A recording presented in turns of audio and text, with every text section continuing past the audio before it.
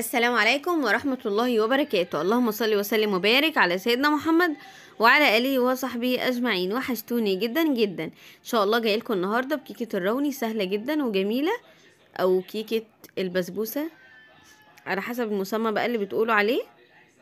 كيكة سهلة جدا وجميلة جدا ومفرولة كده ومرملة كده، بجد طعمها حلو قوي والولاد حبوها جدا ما شاء الله. تعالوا نشوف هنعملها مع بعض ازاي. معايا هنا كوبايتين من السكر وزيهم كوبايتين من المية، ومعانا نص ليمونة. هنحطهم على النار حوالي ربع ساعة ونطفي عليهم. احنا مش عايزين السيرب ده يكون تقيل، يعني عايزينه قوامه يكون خفيف شوية، يعني بحيث ان هو يتشرب بسهولة كده للكيكة بتاعتي. معايا هنا 3 بيضات، ومعايا حوالي كوباية الا ربع من السكر، ومعايا ورقة من الفانيليا، لو في فانيليا سايلة موجودة ممكن تكون افضل يعني.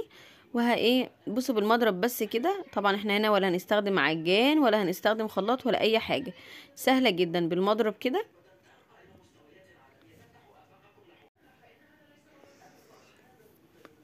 هفضل اضرب فيهم كويس جدا لحد ما يتجانسوا مع بعض كويس جدا.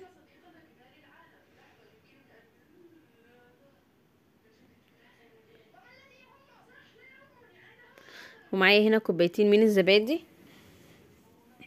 لو علبة الزبادي اللي معاكي كبيرة يعني يبقى هي علبة واحدة، انما العلبة اللي معايا دي كانت علبة صغيرة فانا حطيت منها 2.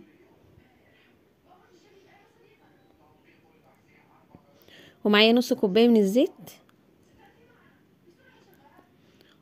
طبعا كل المقادير دي بنقدر على حسب كوباية الدقيق اللي احنا كنا بنعاير بيها يعني، فبالتقريب كده يعني نص الكمية، نص الزيت من نفس الكوباية اللي احنا كنا بنعاير بيها الدقيق، دقيق السمين او الدقيق العادي، دقيق المخبوزات. هنا معايا كوباية من دقيق السميد. هقلبها، على فكرة هي سهلة جدا، اسهل كيك بجد ممكن تتعمل.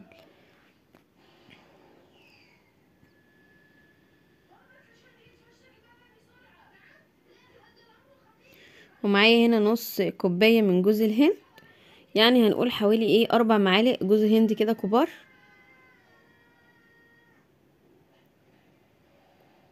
ومعايا هنا كوباية من الدقيق العادي اللي هو دقيق المخبوزات. يبقى كده معانا كوباية من دقيق السميد وكوباية من الدقيق العادي. ومعايا هنا كيس كيك شيف،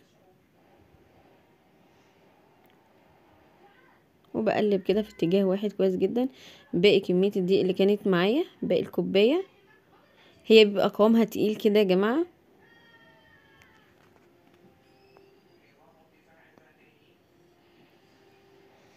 ما بتاخدش وقت وسهلة جدا وبجد طعمها حلو قوي، تستاهل يعني. شايفين قوامها؟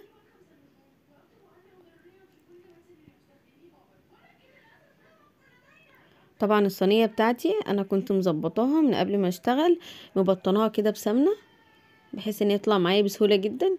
وعلى فكرة انا كنت مشغلة الفرن على درجة حرارة 200. طبعا يا جماعة اول حاجة بعملها قبل ما اشتغل في اي كيكة بعملها ان انا اجهز الفرن الاول. دي اول حاجة انا بعملها. دخلتها الفرن على درجة حرارة 200 الاول كده، وبعد 10 دقايق كده خليتها على درجة حرارة 180، وقعدت معايا في الفرن حوالي نص ساعة، ساعة الا ربع. طبعا بتختبريها بعد نص ساعة. شايفين طالعه ما شاء الله جميله جدا وهي سخنه. بقى انزل بالسيرب بتاعي. على فكره انا اتاخرت على ما نزلت السيرب بتاعي من على النار، المفروض كان نزل بدري شويه بحيث ان هو ما يبقاش تقيل كده زي ما انتوا شايفين، يبقى اخف من كده شويه. يعني زي ما قلت لكم شيلوه من على النار بعد حوالي ربع ساعه كده، هيكون برد بقى قبل ما الكيكه تكون اتعملت وهي سخنه. بقى ننزل عليها وابدا اقطعها كده بعد ما تبرد، لان انت لو قطعتيها وهي سخنه او بدات تطلعيها من الصينيه وهي سخنه هتتهرى معاكي خالص، مش هتعرفي تطلعيها اصلا من الصينيه، او مش هتبقى مدياك القوام المظبوط يعني. هتزينيها بقى باي حاجه بالموجوده عندك بقى، مكسرات، شويه جوز هند، اي حاجه بقى المتاح والموجود عندك. بجد جميله جدا وسهله جدا، ان شاء الله تعجبكم. جربوها مش هتندموا. كده بقى شايفين هي عامله ازاي. جميلة جدا.